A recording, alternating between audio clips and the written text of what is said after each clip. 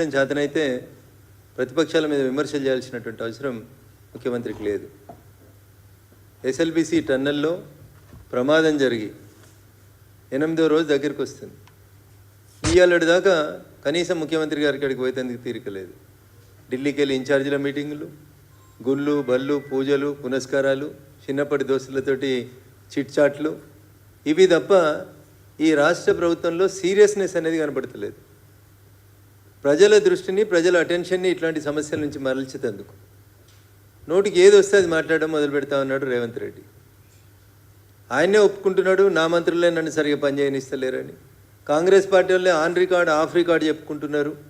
మా ముఖ్యమంత్రి గారికి మాకు మధ్యలో సంబంధాలు దూరమైనవి అని చెప్పుకుంటున్నారు. ఏదో కులగణన అని చేసి ఆఖరికి సొంత పార్టీలోనే బీసీల హక్కుల కోసం కొట్లాడితే ఎమ్మెల్సీని బయటికి పంపించుకునేటువంటి దుస్థితి కాంగ్రెస్ పార్టీది. రాహుల్ గాంధీ అసలు అపాయింట్మెంట్ లేనే లేదంటే ఢిల్లీకి పోయి రాహుల్ గాంధీని కలిసినామని వాళ్ళే చెప్పుకున్నారు తప్ప నిజంగా రాహుల్ గాంధీని కలిసి ఒక్క ఫోటో ఎందుకు బయటికి రాలేదన్న? 2 గంటలు చిట్చాటి చేస్తుంది ముఖ్యమంత్రి గారికి 23 తుగ్లక్ రోడ్లో, కానీ రాహుల్ గాంధీని కలిసిన ఒక్క బొమ్మ బయటికి రిలీజ్ చేయడం రాలేదు. ఇక నేను నీ పార్టీ వాళ్ళు నమ్ముతురా నమ్ముతలేరా, నీ పరిస్థితి ఏందనేది ఒకసారి ఆలోచించుకోవాలి. వీడికి 10 సార్లు క్యాబినెట్ విస్తరణ జరుగుతుంది, పిసిసి కమిటీ జరుగుతుంది, ఏఐసిసి పెద్దలతో చర్చిస్తున్నామని చెప్తాడు. అరే నీ క్యాబినెట్ నిన్ను ఎక్స్పాన్షన్ చేసుకునేందుకు నీ పార్టీ నీకు అధిష్టానం అనుమతిస్తలేదు. దానికి నీ ముచ్చట్లు. మహేష్ కుమార్ గౌడ్ గారు కూడా ఉత్తరాలు రాస్తున్నారు. ఈ మధ్యలో పేపర్లలో ఆర్టికల్ రాస్తుండన్న. ఈ ఆర్టికల్ మాకు కాదు రాయాల్సింది మహేష్ కుమార్ గౌడ్ గారు. మీరు రాయాల్సిన ఆర్టికల్ ఎవరికి, ఉత్తరం ఎవరికంటే రాహుల్ గాంధీ గారికి రాసి తెలంగాణలో 55% బీసీలు ఉన్నారని చెప్తున్నాయి మా లెక్కలు, ముఖ్యమంత్రిని బీసీని చేయమని ఉత్తరం రాయి. లేకపోతే 10 మంది మంత్రి పదవులు బీసీలకు ఇవ్వాలి, క్యాబినెట్ ఎక్స్పాన్షన్ చేయమని రాయి. మహేష్ అన్న పేరుకు నీకు పిసిసి అధ్యక్ష పదవి ఇచ్చిండు. ఏడుందన్నా మీ బీసీ మంత్రులకి మంత్రిత్వ శాఖలు? మున్సిపాలిటీకి మంత్రులు లేరు, హోంకు మంత్రులు లేరు, విద్యకి మంత్రులు లేరు, అన్నీ ఓం నమ శివాయ తప్ప ఇంకొకటి లేదు. ఏం నడుస్తుంది రాష్ట్రంలో? ఒక చెరువులో డెక్కలు తీసేందుకు పోతే తండ్రి కొడుకు ఇద్దరు చచ్చిపోతారు. అది చూసేందుకు డాక్టరో, ఒక టెస్ట్ చేసేందుకు ఒక ఎంటమాలజిస్టో ఉండాలి. రంగారెడ్డి జిల్లాకి చెందిన ఒకరిని తీసుకొని వచ్చి జిహెచ్ఎంసీలో 5 ఏళ్లకోలే అదే ఉద్యోగంలో పెట్టిరు. డిప్యుటేషన్ మీద వచ్చినామే 5 ఏళ్లకోలే 2 డివిజన్లకోలే పనిచేస్తుంది. ఇగో ఇది ముఖ్యమంత్రి గారికి మున్సిపాలిటీ మీద ఉన్నటువంటి శ్రద్ధ. జిహెచ్ఎంసీలో ఎక్కడ చూసినా దోమల పంచాయతీ తప్పితే ఇంకొకటి లేదు. అందుకని చెప్పి ఆ ఎంటమాలజిస్ట్ మీద చర్యలు తీసుకుంటాడా తీసుకోడా అని చూస్తే కమిషనర్ 4 రోజుల నుంచి చూస్తున్నా. 2-3 కాంట్రాక్ట్ ఎంప్లాయీస్ మీద చర్య తీసుకొని 2 ప్రాణాలు పోతే మున్సిపాలిటీలో సంబంధం లేదు, చర్య లేదు. మున్సిపాలిటీలో పనిచేసేటువంటి కాంట్రాక్ట్ కార్మికులు గుర్రపు డెక్కలు తీసేందుకు చెరువులకు పోతే వాళ్ళ ప్రాణాలకు విలువ లేదు. నా జిల్లా అని బాగా మాట్లాడుకునేటువంటి ముఖ్యమంత్రి సొంత జిల్లాలో ఎస్ఎల్బిసి టన్నెల్లోకి పోయినటువంటి కార్మికులు చచ్చిపోతే 8 రోజుల నుంచి ఆ టన్నెల్ దగ్గరికి పోయేందుకు ఓపిక ముఖ్యమంత్రికి లేదు. ఢిల్లీకి వెళ్ళి ఏఐసిసి ఇన్ఛార్జ్ వస్తాడు, లేకపోతే ఇలా వనపర్తికి స్కూల్కి పోతాడు, గుడికి పోతాడు, అన్నీ చేసుకొని ఆఖరికి సాయంత్రం ఏదో వాళ్ళందరిలో డెడ్ బాడీస్ ఏమో బయటకు వస్తే అని ఒక వార్తలు వస్తుంటే వాటిని చూసి ఒకటేసారి అన్నీ కంప్లీట్ చేసుకొని వచ్చేందుకు ముఖ్యమంత్రి గారు పోతా ఉన్నారు. ఇది ముఖ్యమంత్రి గారి వ్యవహార శైలి. అసలు ముఖ్యమంత్రి గారికి ఏమైనా అడ్మినిస్ట్రేషన్ మీద పట్టుందా, ప్రభుత్వం మీద పట్టుందా? నీ వెనకాల ఏం జరుగుతుందో నీకేమైనా తెలుసా? నీ పక్కనున్న కుర్చీలు గుంజేందుకు ఎట్లా ప్రయత్నాలు చేస్తున్నారు అనేది నువ్వు పోయి ఢిల్లీలో బాధపడుతున్నావు తప్ప నీ ప్రభుత్వాన్ని నువ్వు కంట్రోల్ చేసుకునేటువంటి శక్తి నీకు లేదనేది చాలా స్పష్టంగా ఇక ఈ మధ్యలో అర్థమవుతా ఉంది. మహేష్ కుమార్ గౌడ్ గారు మీరు కూడా బీజేపీ మీద మాట్లాడుతున్నారు, మా మీద మానేసి మీరు చేయాల్సిన పని ఏంటంటే కాంగ్రెస్ ప్రభుత్వంలో ఇంకా 6 మంత్రి పదవులు ఖాళీగా ఉన్నాయి. ఒక్క బీసీకి మంత్రి పదవికి అర్హత లేదా? కాంగ్రెస్లో 6 మంత్రి పదవుల్ని ఫిలప్ చేసుకోవడానికి 14 నెలలుగా దాదాపు 30 సార్లు ఢిల్లీకి వేస్తే కూడా అనుమతి వస్తలేదు. మీరు వచ్చి బీజేపీ గురించి, భారతీయ జనతా పార్టీ గురించి, నరేంద్ర మోడీ గారి గురించి మాట్లాడతారు. సిగ్గుండాలే మామునూరులో పోయి మేం తెచ్చిన ఎయిర్పోర్ట్ అని చెప్తారు కాంగ్రెస్ వాళ్ళు. మామునూరు అనే ఎయిర్పోర్ట్ గురించి కాంగ్రెస్కి సంబంధం లేదు. మామునూరుకి ఎయిర్పోర్ట్ కావాలని కాంగ్రెస్ అయినాడు ఉత్తరం కూడా ఇవ్వలేదు. గతంలో జ్యోతిరాదిత్య సింధియా గారు మంత్రి ఉన్నప్పటి నుంచి భారత ప్రభుత్వం నరేంద్ర మోడీ గారి నాయకత్వంలో మామునూరు ఎయిర్పోర్ట్ కోసం ప్రయత్నం చేసింది. ఇన్ని మేము చేస్తూ ఉంటే ఏదో మీరు చేయలేదు, కిషన్ రెడ్డి గారు చేయలేదు. కిషన్ రెడ్డి గారు కేంద్ర కేబినెట్లో మంత్రి ఉండి చేస్తేనే కదా ఈ రాష్ట్రానికి 4 పైసలు వచ్చినాయి, 4 ప్రాజెక్టులు వచ్చినాయి అనేది రేవంత్ రెడ్డి గారికి తెలియదా?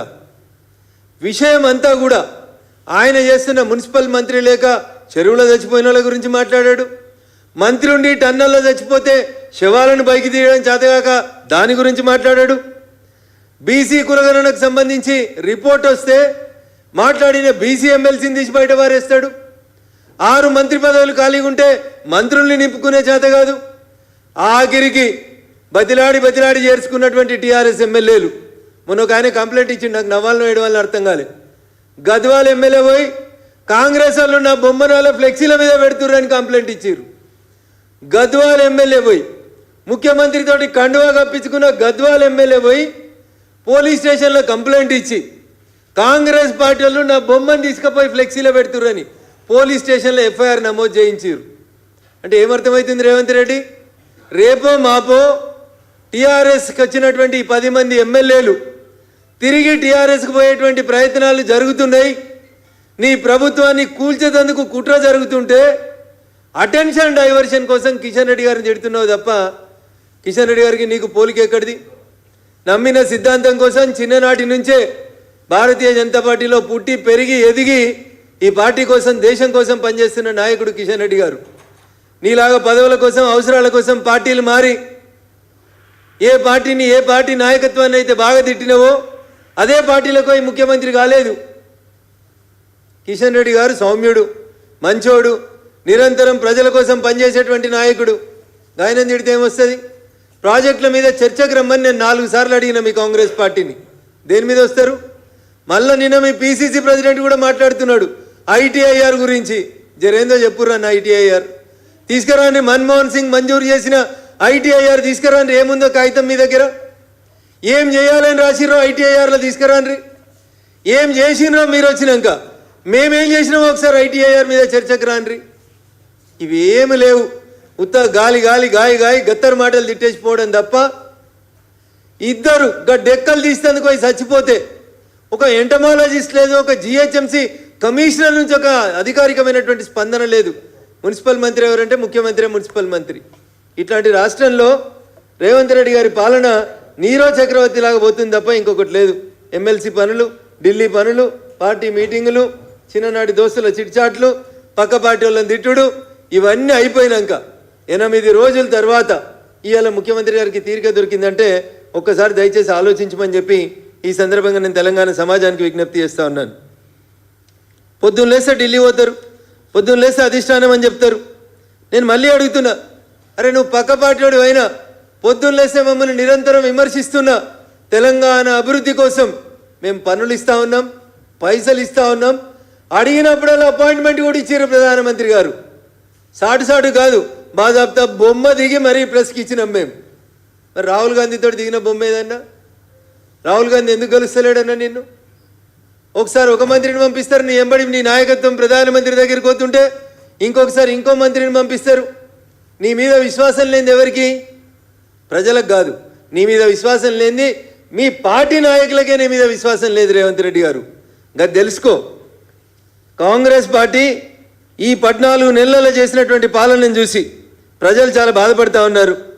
పేన మీకెళ్ళి పోయిలవటమని బాధపడుతూ ఉన్నారు.